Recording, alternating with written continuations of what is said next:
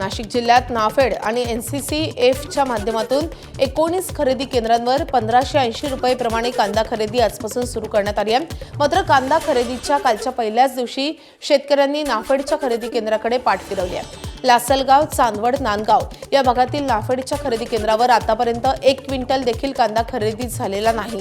लासलगाव बाजार समितीमध्ये काल सरासरी 1370 रुपये प्रति क्विंटल कांद्याला भाव होता, तर उच्च प्रतीच्या कांद्याला 1800 रुपयांपर्यंत भाव मिळालाय। याचप्रमाणे नाशिक जिल्ह्यातील काही बाजार समितीमध्ये शेतकऱ्यांना पाहिजे तसे भाव मिळत असल्यामुळे नाफेडच्या या केंद्राकडे शेतकऱ्यांनी पाठ फिरवली आहे। पिंपळगावमधून आढावा घेतलेला आहे। या सगळ्याचा आमचे प्रतिनिधी काल उशिरा रेट त्यांनी दिल्यामुळे आज आम्ही कळवलंय प्रत्येक शेतकऱ्याला, पण अजून शेतकरी काही आले नाही। काही आंदोलनाच्या ठिकाणी गेल्यामुळे एखाद्या उद्यापासून शेतकरी येण्याची अपेक्षा आहे आम्हाला। आणि WC वाल्यांना बोललं ते म्हणते वरतून आम्हाला त्याप्रमाणे आदेश आलेले आहे, आम्ही त्याच्या पुढे काही जाऊ शकत नाही।